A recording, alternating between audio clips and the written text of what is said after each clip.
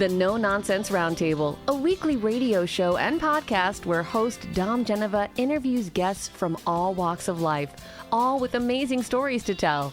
And now, here's your host, Dom Genova. Well, welcome everybody to our next section of the show. And I hope you enjoyed our conversation with Mayor Malik Evans. He's always a great guy to have on because you can have a conversation with him. It's really not an interview. It's a conversation. And you get into talking about a lot of different things. And I really admire his ability to communicate with people. And I think some of that comes from being the son of a preacher. And one of the things we talked about during the show was the progress that the police department has made over the year in containing crime, especially gun crime.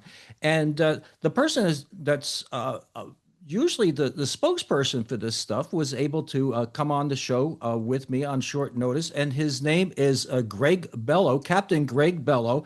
And I'd like you to take a few minutes just to get into a little bit more of the weeds with this about what's been happening this year, Greg. So have at it. Yeah, absolutely. Thanks so much for having me, Dom. It's a pleasure. So one of the things that we had our quarterly public safety briefing this morning with the mayor. And part of that is we talked about our crime stats, and our crime stats are down a lot. A highlight of that would be for the month of April, we had 3 people shot in the city of Rochester. And to put that in comparison, in April of last year, or the first 3 months, I apologize. I'll go through a few different things, but in the first 4 months of 2026, for example, we had 2 homicides this year. Compared to last year was 9. The year before was 11. The year before that was 15.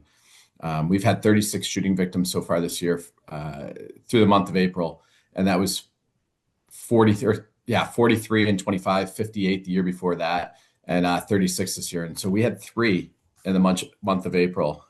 We went back as far as our record keeping goes, which is 2001. So in 25 years, we've never had that few people shot in a month, any month in the last 25 years, and that was the month of April for us. So it's a great start to the year. There's a variety of reasons of how we got there, but that's a great start, and we're hoping to continue that trend as the year goes on. Well, what do you attribute it to? So there's a variety of different things. So beyond national trends, where crime is going down, because if you go back 2000, 2001, 2022, there was a huge crime spike across the country, and Rochester was no exception. Just a few years ago, we had, I believe it was 85 homicides in the city of Rochester compared to in the 30s last year. And 30s was kind of the routine before that. And so there was a spike on a nationwide. And so here at the police department, there's a variety of reasons for that spike, whether you want to call it COVID, whether you wanted to call it the anti-police movement, bail reform or criminal justice reform, all of those things have some sort of effect on it. Everybody has their different reasons they want to argue, and I'll stay out of all of that. But at the end of the day, it rose. And so we've done a lot of stuff to get it back under control. One of the big things we've done working with the coordination with the state is the GIVE program, the Gun Involved Violence Elimination Program.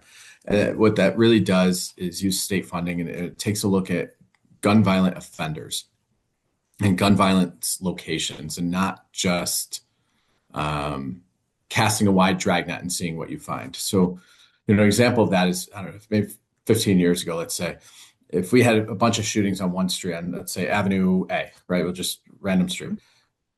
We would go and set up traffic checkpoints on Avenue A, and we would do zero tolerance, high visibility, and you drive down Avenue A without a valid inspection, you're getting a ticket.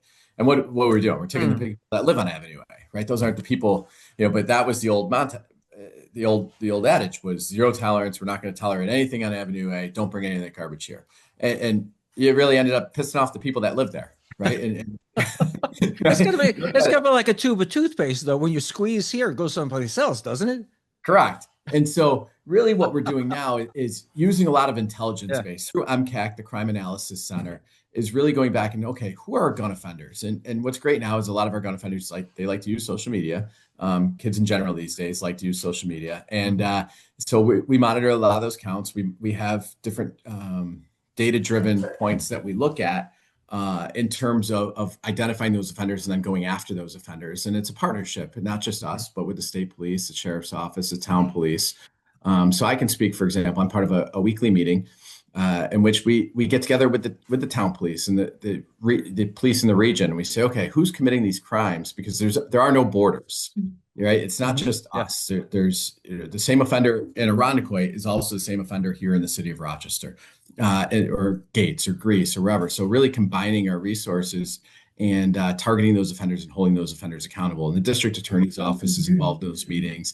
The ATF is involved in those meetings. The FBI, I'm not sure about FBI, but different law enforcement agencies, federal and local, to go after these offenders and target them. So now instead of going and saying, okay, let's set up a checkpoint on Avenue A, let's go through and say, okay, who are offenders that are creating issues in Avenue A? Who are our known players in the area of Avenue A, and going after them? And then at the same time saying, okay, what can we do to help uplift Avenue A?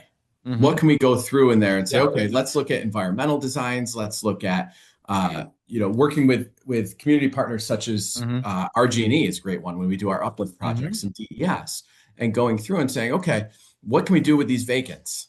And so DES comes in and they cut the lawns, they cut the shrubs, and and we go after, excuse me, real quick.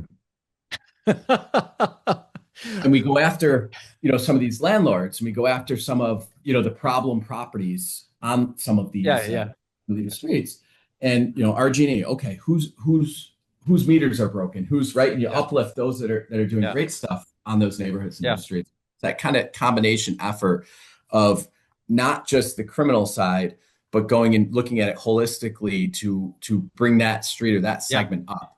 Yeah. And no, go ahead.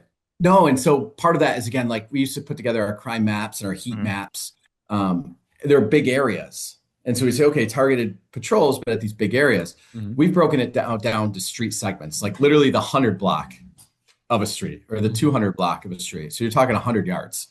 And we've broken it down to where I believe the vast majority, I think 100% of our shots fired occurred in like 16% of our street segments. And we've got it broken down to, I think it's 12,000 street segments.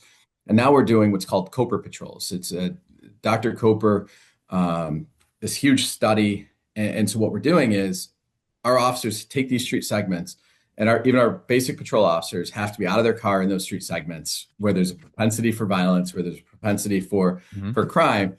And it's not enforcement based. It's out of their car walking. It's out of their car going to the corner stores. It's out of their car. And, if we can look at a map and say, okay, this segment, this 100 block of, let's go back to Avenue A, and I don't mean to use A specifically, it's just literally A, is propensity for violence between 3 and 7 p.m. Well, if we place an officer there, the vast majority of 3 to 7 p.m., people aren't going to shoot each other in front of the police. Sometimes they do, but the vast majority of the time they're not. And so it's using intelligence based behind it, while at the same time making those positive connections in Avenue A. It's not going to Avenue A or wherever to conduct enforcement. It's going there for prevention, and then also bringing up and creating community bonds. Yeah, what I'm hearing is strategy and tactics, and adaptive strategy and tactics. That is something that you haven't given as much attention to as you are now in these days, because you have the tools to do it. I like what Todd Baxter says about crime too, and you touched on this. He says it's sort of like the fire department. You need to have the schools that have fireproof furniture and rugs and whatever, but you also need a fire truck to come and put out the fire. So you need somebody to implement this. You need the police officers, and you need to be arresting people when it's due to arrest people. I like that. I like that metaphor or analogy. It seems that it's pretty much what you're talking about too. So now going towards, and let's go to the other aspect of things. We got to arrest people. So we've really stacked up. We have 8 detectives now purely assigned to non-fatal shootings. Okay. And we have had an incredible success rate. My understanding is our closure rate was around the 10% area. Because a lot of our non-fatal shootings, the victims are not cooperative. They're going to want to go settle this themselves. Yep. And again, I'll talk 15 years ago when I first started. If I walked in the hospital and somebody told me to piss off or whatever, right? I don't want you. I'm going to figure this out myself. We would check the box, victim uncooperative, and we'd move on. We've really taken a stance the last 2 years of, just because a victim is okay with being shot doesn't mean us as society and us as a police department are okay with that person firing a gun out on our streets. Yeah. And so And so we've tracked down and closed out a ton of shootings. We're I believe 46 or 48% this year closure rate. And we may not be charging assault for the shooting itself, but we're charging the weapons charge because we can prove you possessed a weapon. And so that's a C felony. And so we're charging criminal possession of a weapon. We're charging reckless endanger, or we're still holding them accountable even without the victim. And letting it be known, if you fire a gun on our streets, we're coming for you. We're gonna identify you. We're gonna go get you. Yeah, because the victim doesn't want to quote unquote snitch. It's just going to be worse for him. Unfortunately, we are running out of time, but I really would like to have you on again. I would like to have the police chief on one of these days. Like I said, I have Todd Baxter on all the time, and this stuff, it affects us all. You can't say that it's like the mayor says, Rochester is Rochester. It's not just the city of Rochester. It's all around Rochester, and it's our reputation and the way people feel about us.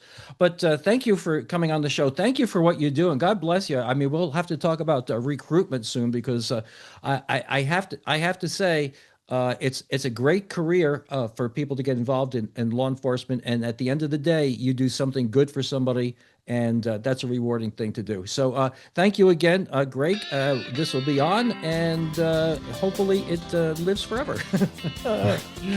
Thank you. Great. Thanks so much for having me. Thanks for listening. You can find our previous shows at nononsenseroundtable.com.